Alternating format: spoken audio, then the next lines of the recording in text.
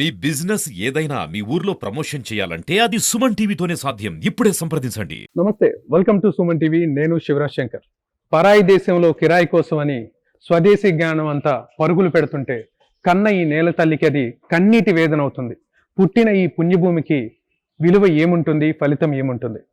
స్వదేశంలో పుట్టి విదేశాల్లోకి వెళ్ళి అక్కడ చదువుకొని అక్కడ డెవలప్ అయ్యి అక్కడే ఉండిపోకుండా మళ్ళీ తిరిగి స్వదేశానికి వచ్చి ఇక్కడ తన జ్ఞానాన్ని అంతా ఈ భూమికి, ఈ నేల తల్లికి, ఇక్కడున్న వాళ్ళకి ఉపయోగించాలని చెప్పేసి ఒక అద్భుతాన్ని సృష్టించాడు మన తెలుగువాడు. అందులోనూ మన గుంటూరుకి సంబంధించిన యువకుడు. అతను ఎవరు, అతను ఏం సృష్టించాడు, ఆ అద్భుతం ఏంటి, ఆయన మాటల్లోనే తెలుసుకునే ప్రయత్నం చేద్దాం.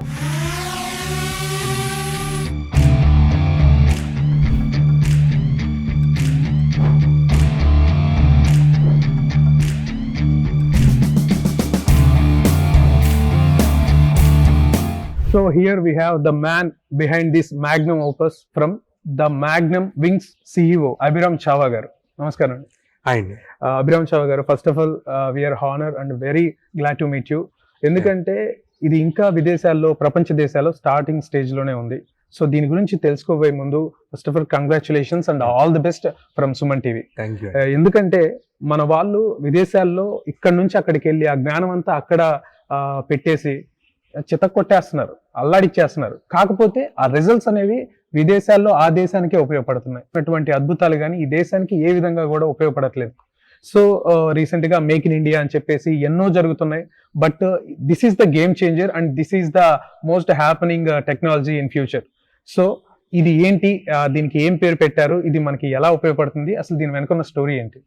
నేను యుఎస్ లో చదువుకునే రోజుల్లో అండి యావరేజ్ రోడ్ స్పీడ్ అనేది 120 to 140 kmph నేను చూడటం జరిగింది. అలానే ట్రైన్ స్పీడ్ కూడా యావరేజ్ అనేది ఒక 150 kmph వరకు చూడటం జరిగింది. బట్ వేరేజ్ నేను దాని తర్వాత ఇండియాకి వచ్చినప్పుడు యావరేజ్ రోడ్ స్పీడ్ అనేది ఇంకా 60 kmph లోనే చూస్తున్నాను. అండ్ రైల్వే స్పీడ్ 80 kmph లోనే ఉంది. ఈ థింగ్స్ చేంజ్ అవ్వాలి అంటే హ్యూజ్ ఇన్ఫ్రాస్ట్రక్చర్ కాస్ట్ కావాలి. అండ్ ఇవి చేంజ్ అవ్వాలి అంటే లేటెస్ట్ టెక్నాలజీ చేంజ్ అవ్వాలి, కానీ 1980s or 1990s technology change అవ్వకూడదు. సో అందులోనూ నేను పనిచేసింది యుఎస్ లో ఒక మినీ ఎయిర్ క్రాఫ్ట్స్ మీద, డ్రోన్స్ మీద, వీటి మీద వర్క్ చేశాను. ఓకే, ఏ ఇయర్ అండి? ఇది 2015-14 ఆ టైంలో వర్క్ చేశాను. సో అది కనుక ఇక్కడికి వస్తే, ఒక ఈవీటాల్ రూపంలో ఇక్కడికి వస్తే బాగుంటది అనే ఉద్దేశంతో నేను 2017లో రిటర్న్ అవడం జరిగింది. అప్పుడు మేము అనుకున్న వెహికల్స్ 2 sets ఆఫ్ వెహికల్స్ అండి. ఒకటి ఒక మినీ హెలికాప్టర్ లాంటి వెహికల్, ఇది వచ్చరికి 40 kilometers ట్రావెల్ చేయగలదు అండ్ 100 kmph స్పీడ్ ఉంటుంది. ఇది 40 kilometers ఎందుకు పెట్టుకున్నాం అంటే most of the metropolitan regions అనేవి మనకి 40 kilometers డయామీటర్ మాత్రమే ఉంటుంది. అండ్ అలానే స్పీడ్ వచ్చరికి 100 kmph ఇస్ డీసెంట్ అని చెప్పి మాకు అనిపించింది. అంటే 15 minutes 20 minutes ట్రావెల్ అవ్వగలం. దాంతో పాటు ఇది 2-seater వర్షన్ అండి. దీని పేరు V2. ఇది థియరిటికల్, ఇది యాక్చువల్ గా ప్రాక్టికల్ గా ప్రూవ్ చేయడానికి చేసుకున్నాను. దీని తర్వాత సెకండ్ వర్షన్ అనేది ఇంకో ఫ్యూ మంత్స్ లో వస్తుంది. సో దీని గురించి చూసుకుంటే ఇది ఒక చిన్న మినీ హెలికాప్టర్ టైప్ అనుకోవచ్చా? అంతేనండి, ఒక మినీ హెలికాప్టర్ లాంటిది, ఎలక్ట్రికల్లీ ఆపరేటెడ్. కార్బన్ ఎమిషన్స్ అనేవి ఆల్మోస్ట్ 0.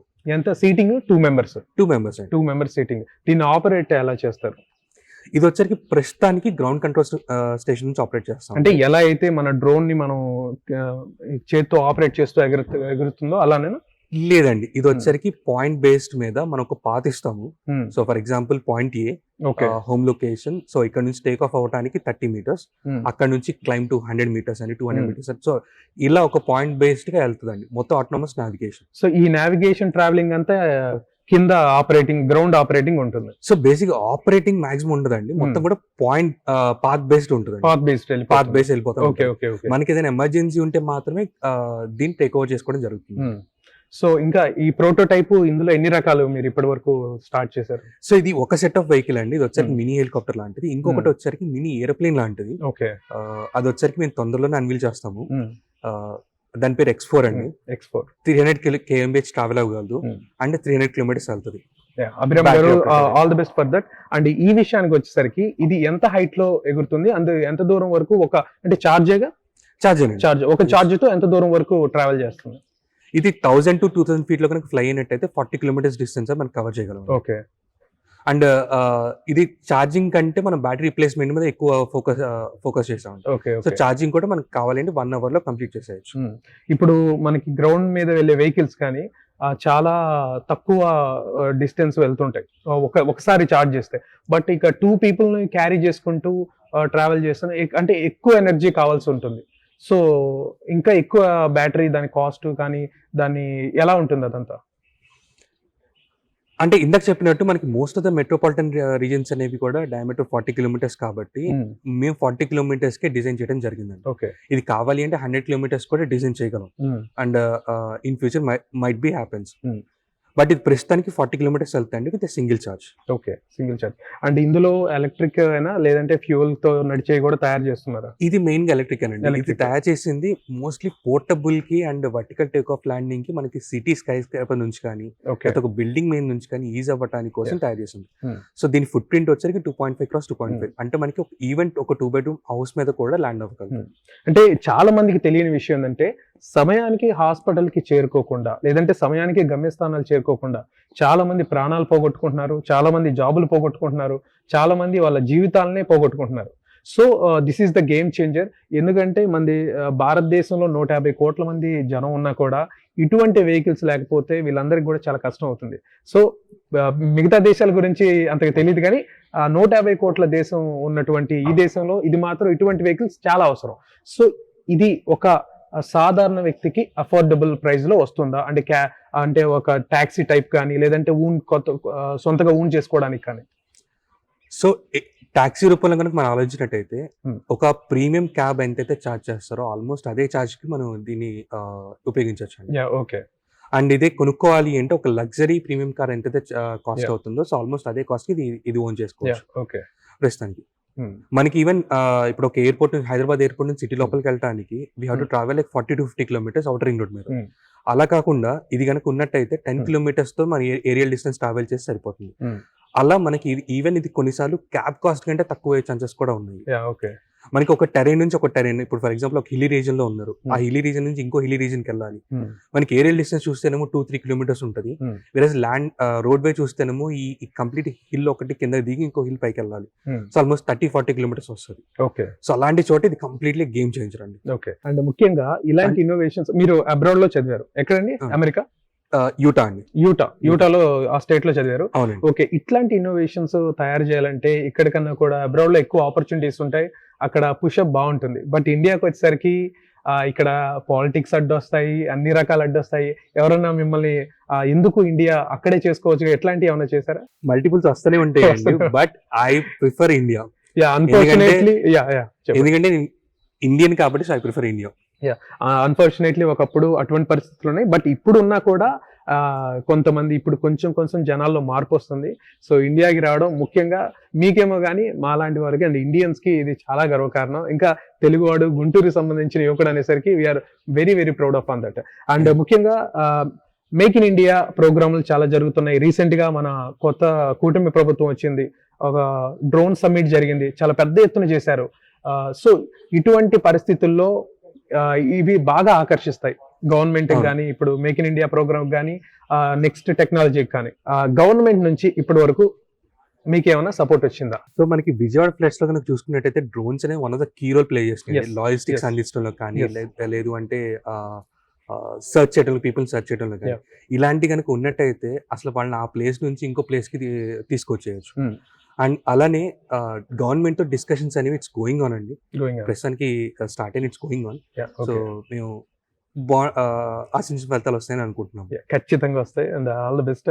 అండ్ ఆర్టిఫిషియల్ ఇంటెలిజెన్స్ ద్వారా ఫ్యూచర్ లో దీన్ని నావిగేట్ చేయడం కానీ, దీన్ని ఆపరేట్ చేయడం కానీ ఇట్లాంటివి ఏమైనా ఉంటుంది? ఖచ్చితంగా అండి. మేము ఆర్టిఫిషియల్ ప్రస్తుతానికి వాడటం జరుగుతుంది. అండ్ ఫ్యూచర్ లో ఇంకా డెవలప్ చేసి ఇది ఆటోనమస్ సిస్టమ్స్ అనేవి బెటర్ గా పనిచేసేటట్టు ఉంటాయండి. సో ఇండియాలో మీరు ఒక్కలేనా, ఇంకెవరైనా ఇలాంటివి తయారు చేస్తున్నారా? సో ఫ్లయింగ్ చేసేది మన ఒక్కడే అండి, మీరు ఒక్కలే. But yes there are few people who are trying it. Okay. So దీని సర్టిఫికేషన్ గురించి కానీ, దీని పర్మిషన్ వీటన్నిటి గురించి గవర్నమెంట్ ఏమైనా అప్రోచ్ అయ్యారా? ఏంటి పరిస్థితి? సో పర్మిషన్స్ అనేవి ఇది వచ్చరికి both helicopter plus airplane combinations కాబట్టి అండ్ అలానే కంప్లీట్లీ ఎలక్ట్రికల్ ఆపరేటెడ్ కాబట్టి కొత్త వెహికల్స్ కాబట్టి ఇది పర్మిషన్స్ అనేవి డ్రాఫ్ట్ స్టేజ్ లో ఉన్నాయండి. ఇది ఇంకొక ఇయర్ ఎండ్ కి అట్లా మేము పాలసీ స్టేజ్కి వస్తుందని చెప్పి మేము ఆశిస్తున్నాం. ఇది కనుక పాలసీ స్టేజ్కి వస్తే మేము ఒక 2-3 years లోనే ఈ వెహికల్స్ అనేవి జనానికి అందుబాటులోకి తీసుకొస్తాం. అభిరామ్ గారు, మన హిస్టరీలో చాలా చూసాం. ఏదైనా కొత్త ఇన్నోవేషన్స్ వచ్చినప్పుడు పెద్ద పెద్ద కంపెనీల వాళ్ళు కానీ చాలా పెద్ద మొత్తంలో డబ్బులు ఆఫర్ చేసి ఈ ప్రోటోటైప్ కానీ మీ దగ్గర ఉన్నటువంటి ఆ ప్లాన్ అంతా మాకు ఇవ్వండి, మేము మీకు ఇంత అమౌంట్ ఇస్తాం, ఇట్లాంటి ఆఫర్స్ ఏమన్నా మీకు వచ్చాయి? ప్రస్తుతానికి రాలేదండి. నిజంగా మీరు అదృష్టవంతులు. సో సో దీని గురించి ఇంకా భవిష్యత్తులో ఎటువంటి మేము ఎక్స్పెక్ట్ చేయొచ్చు దీని నుంచి? సో మేము ఒక గోల్ కోసం వర్క్ చేస్తున్నాం. ఆ గోల్ ఏంటంటే మన ఎయిర్ క్రాఫ్ట్స్ అనేది డిపెండెంట్ గా ఉన్నాము. So we want to make our independent air crafts like 70 passenger, 50 నుంచి 80 passenger అలా మేము ఒక ఇండిపెండెంట్ ఎయిర్ క్రాఫ్ట్స్ తయారు చేసి ఇండియా మొత్తం కూడా మనం చూసినట్టయితే ఎటువైపు చూసినా 2000 kilometers ఉంటుంది. సో ఈ 2000 kilometers మనం 3 to 4 hours లో vertical take off and landing లో ఇవ్వగలిగితే మా గోల్ కంప్లీట్ అండి. ఓకే. అండ్ ఒక్కసారి మీ నేపథ్యం అసలు, ఎందుకంటే ఇంత అద్భుతాన్ని సృష్టించిన మీరు ఎక్కడ పుట్టారు, ఎక్కడ చదివారు, మరి ఎక్కడికి వెళ్ళి ఇవన్నీ నేర్చుకున్నారు, ఇదంతా మీ గురించి చెప్పండి. నేను పుట్టి పెరిగింది మొత్తం కూడా గుంటూరులోనండి. గుంటూరే. దాని తర్వాత ఇంజనీరింగ్ చేయడానికి నేను యూఎస్ వెళ్ళానండి. ఓకే. ఇంజనీరింగ్ వచ్చి యూనివర్సిటీ ఆఫ్ యూటాలో నేను ఇంజనీరింగ్ కంప్లీట్ చేశాను. స్కూలింగ్ అంతా ఎక్కడ జరిగారు? స్కూలింగ్ అంతా ఇక్కడేనండి. ఇక్కడ గుంటూరులోనే జరిగారు. సో మళ్ళీ మీరు ఎక్కడికి రావడం మా అదృష్టం. చూసుకుంటే ఒక డ్రోన్ స్ట్రక్చరే ఉన్నాయి, చుట్టుపక్కల ప్రొపైల్స్ తో ఇవన్నీ ఉన్నాయి. సో జస్ట్ ఒక డ్రోన్ ని ఇంకా బెటర్ వేలో, అంటే మనుషుల్ని క్యారీ చేసే విధంగా మీరు దీన్ని డెవలప్ చేశారు. అవునండి. అవునండి. రైట్. కాకపోతే ఇంకా చాలా సేఫ్టీ ఫీచర్స్ అనుసంధానం చేశాను. ఒక డ్రోన్ కి అన్ని సేఫ్టీ ఫీచర్స్ ఉండవు. ఓకే. సో మనకి మేక్ ఇన్ ఇండియా ప్రోగ్రామ్ లో భాగంగా ఎవ్రీథింగ్ మ్యానుఫ్యాక్చర్ అంతా కూడా ఈ చిన్న వస్తువులు కానీ కింద ఈ రెక్కల దగ్గర నుంచి ఈ మెటీరియల్ దగ్గర నుంచి అంతా ఇండియాలోనే తయారు చేసి ఇండియాలోనే డిజైన్ చేసి విదేశాలకు అమ్మి ఇక్కడ కూడా అమ్మాలనేది ఇండియాలో మేక్ ఇన్ ఇండియా ప్లాన్ లో భాగం. సో ఇక్కడ ఇందులో మీరు వాడిన ఈ మెటీరియల్ అంతా మీరు ఎక్కడి నుంచి అయినా ఇంపోర్ట్ చేసుకున్నారా, లేదంటే మీరే తయారు చేశారా, లేదంటే మొత్తం ఇండియాలో దొరికాయా? సో బేసిక్ గా ఇది కూడా అలా తయారు చేయబడింది. ఇది మొత్తం కూడా కార్బన్ ఫైబర్ బిల్ట్ అండ్ ప్రతి పార్ట్ కూడా మేము ఇక్కడే తయారు చేసుకోవడం జరిగింది. ఒక్క మోటార్ అండ్ కొన్ని రకాల ఎలక్ట్రానిక్స్ తప్పితే ఓకే మిగతా అన్ని కూడా ఇక్కడే తయారు చేసుకున్నాం. సో ఇంకా ఈ నెక్స్ట్ లెవెల్ దీనికి ముందు టెస్ట్ గా వేరే చేస్తుంటారు కదా, ఈ టెస్ట్ చేసే ముందు దీన్ని చిన్న సైజులో తయారు చేసి టెస్ట్ చేస్తారు, అది ఈ ప్రోటోటైప్. అవునండి. సో పెద్దదానికి వెళ్లే ముందు ఫస్ట్ థియరిటికల్ క్యాలిక్యులేషన్స్ అని వ్యాలిడేట్ చేసుకుంటాం. ఓకే. ఒక ప్రాక్టికల్ వర్షన్ చేసి సో అలా వ్యాలిడేట్ చేసుకుని ఒక చిన్న వర్షన్ అండి ఇది. ఇది వచ్చరికి 8 passenger అన్నమాట. 8 passenger 1 pilot ఉండే వర్షన్ ఇది. ఓకే. అండ్ అక్కడ వచ్చరికి మనకి యూఏవీస్ ని చూడొచ్చండి. ఇది సర్వేలెన్స్ కానీ లేకపోతే లాజిస్టిక్స్ కానీ ఇవన్నీ కూడా యూజ్ అవుతాయి. లైక్ బ్లడ్ శాంపిల్స్ ట్రాన్స్పోర్ట్ చేయడం కానీ లేకపోతే వీటికి ఈ సర్వేలెన్స్ యూజ్ చేయడం కానీ బాగా యూజ్ అవుతాయి. ఓకే. అండ్ ఇది ప్లేన్ లాగా ఉంది, ఏరోప్లేన్ రెండు దీని ప్రోటోటైప్ లో ఉన్నాయి ఇందులో. ఇది both and helicopter plus aeroplane రెండు కాంబినేషన్ తోటి ఇది చేయడం జరిగింది. సో దట్ ఏంటి అంటే మీకు రన్వే అవసరం లేదు టేక్ ఆఫ్ అవడానికి. మనకి హెలికాప్టర్ ఎప్పుడైనా సరే వర్టికల్ కట్ ఫ్లై అవ్వగలదు, కానీ రేంజ్ అనేది చాలా లిమిటెడ్ ఉంటుంది బికాస్ ఆఫ్ పవర్ హంగ్రీనెస్. బట్ ఇవి రెండు కాంబినేషన్ చేయడం వల్ల మనకి రెండింటి అడ్వాంటేజెస్ అని మిక్స్ అయింది. సో రేంజ్ వస్తుంది, వర్టికల్ గాను పైకి లేస్తుంది. అండ్ ఇది వచ్చేసరికి మనకి X4 వర్షన్ అండి. ఇది 1/4 స్కేల్ బిల్డ్ చేసాం. ఇది 300 kmph స్పీడ్ వెళ్ళగలదు అండ్ 300 kilometers రేంజ్ ఉంటుంది. సో ఇది ఇంకొక 1 month లో మేము దీన్ని పెద్ద వర్షన్ అన్వీల్ చేయడానికి సిద్ధంగా ఉన్నాం. ఓకే. 1 month టైంలో నెక్స్ట్ వర్షన్ వచ్చేస్తాయి అండ్ పెద్ద వర్షన్ వచ్చేస్తాయి.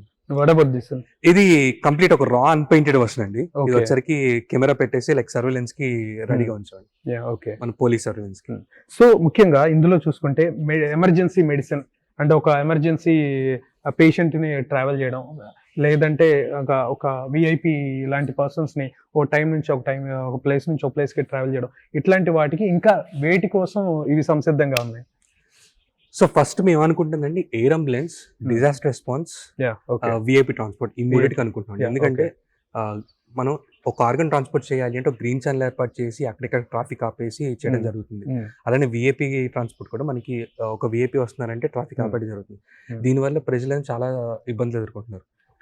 ఇవి మెయిన్ గా ఇంపార్టెన్స్ ఇస్తా డిజాస్టర్ రెస్పాన్స్. మొన్న విజయవాడలో జరిగినట్టు ఫ్లడ్స్ కనుక అలాంటి సిచ్యువేషన్ కనుక ఉన్నట్టయితే ముందు అక్కడ ఉన్న పీపుల్ సేవ్ చేయాలండి.